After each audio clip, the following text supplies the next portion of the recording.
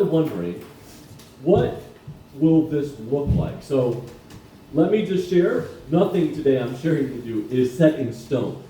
This is a model, a possible model, that at this point in time best reflects how we see this looking moving forward. It may change, even out of what we learned today. There might be adjustments to this model. But let me give you at least a snapshot of what this would look like in terms of structure.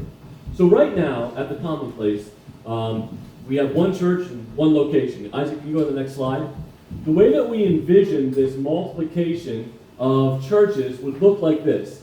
We would have the Commonplace Church existing in two different locations. This, by the way, exhibits one of the finest graphic design pieces of art that I've ever put together in my life.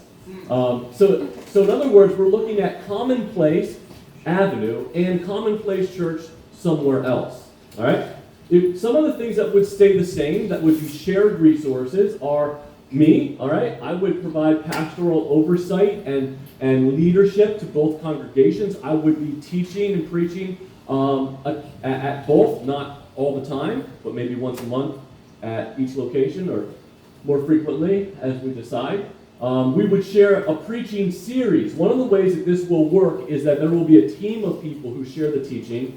We would be writing sermons together so that if you went to Commonplace B, we'll call this Commonplace A for Avenue, Commonplace B, you would be hearing the same sermon delivered there. It would have its own flavor, its own illustrations, but the content would be the same. All right? There would still only be one youth group that would meet. We'd share youth group. We would share administration. Some of the things that made starting this church so difficult in the early years is that we just kind of started from almost nothing. Now we would be starting another location with a whole lot of experience and shared resources. We would, at least at this point, share an elders and one board.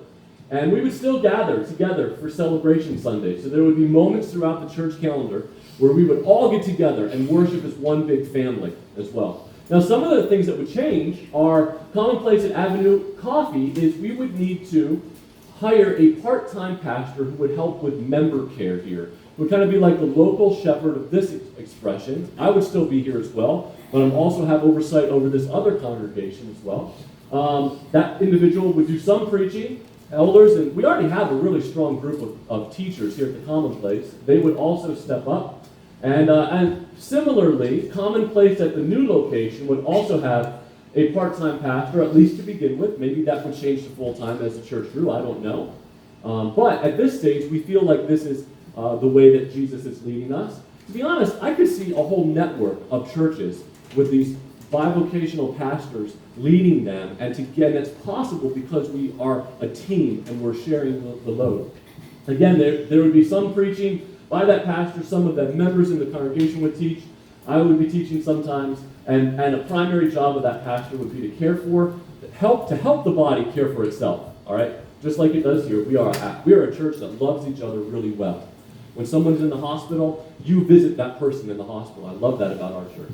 When someone is in need, you meet the needs of that person. So this part-time pastor's job would be to help to facilitate the body, caring for each other, making sure that discipleship triads were continuing to exist and to move forward. So that amazing piece of graphic design work is the best way that I can share what it would look like. We would still be Commonplace, but we would be existing in two locations. Now here's what I don't know yet in terms of where are we going to meet, right? That's what we want to know. Here's the best thing I can say. We still sense that God has a heart for us to reach this city in a way that we are not fully reaching right now. So our next location at this point, we sense, would be still in a walkable downtown location so that those who don't have transportation can still get to church on Sunday. If you were to, we've done some canvassing, we've done hot dog giveaways, and if you were to kind of say, what area of Lock Haven do we maybe sense God leading us towards? I would say that Hoberman Park area is probably the best general area, but again, we're holding that with an open hand as well. We might have church in a fire hall, church in a pizza shop. I've often thought we should have church in a pizza shop. We eat a lot of pizza at this church. Why not just make it Church in a park, or imagine this, church in a church. Whoa. Oh, I know, that's, what am I saying? Whoa, put the brakes on. What's going on here? Okay, all right. Boy, I got a rise out of it. All right. Everybody's like scribbling question one. No church in a church. All right. Let me just, I have not been working on this alone. There has been a team of people we have been meeting regularly to pray, to get advice from our district on how to make this happen, to plan and to replan and to pray. And those people are, I'll just have you stand up. The Longs have been a part of this team.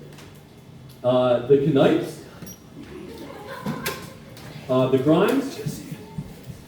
And the Jacksons. Where are the Jacksons? There they are. All right. So these are the people that have been working hard to put together the plan that we're going to share today. Interestingly, not everyone on this team is sensing that God wants them to go plant the church. And I think that's important. What I don't want to convey today is that the best of the Christians, the holiest ones, are the ones that go plant a church, right? That's not at all what we're saying. I'm saying that we need to sense, if God's calling you to this, let's respond to that. But we also need God to not call some people to go, all right? So I just want to state that up front. I'm going to have Derek come up and share a little bit about kind of what's been going on in his life and his family's life to bring us to him to this point of where we are today. And this is important because Derek is he was the leader of the team that was trying to find a location for us to build a bigger church building. So, it's on. Go for it. So I want to share just a little bit more than just what's in our life. And God showed this to me one night we were having a meeting, and He just showed it how He's been working in people's lives for many years to get to this point. We were having a meeting, and we were sitting there with Alan Rathbun, who is from the district. And he was a pastor, and now this is what he does, is he helps churches plant to help reach other people. Sitting there with Josh, who has planted a church and has experience with that and is now a pastor. Bob and Esther Grimes, who dedicated their life to serving as their full-time ministry and retired, and now they want to plant another church. The Longs, who have served, ministered to people all over the world, as well as here in our community, is now looking to plant a church. Again, from our experience, 5 years ago, before we even moved to the city, we were talking about where we were going to go to church and how we were going to serve, and Shelby almost jokingly said, well, we could just start a church in Lock Haven. And when we moved here, we came to Commonplace. The first time after we came here, we felt led to be here and to serve here. And so we were very quickly brought into this family and made this our home. And as we started in this conversation a year ago to plant a church family, that almost joke that she had said was brought back into our minds. And just realizing that through our backgrounds and the things that we've done, everybody on this team, that God has been working in our lives to come to bring everybody together, and He's been planning in the background of this. And I believe that God has also been working in the people of Lock Haven, the people that we are going to reach, the way that we are going to reach them. He's been working in their life and preparing them for what we have to bring them. And so I also believe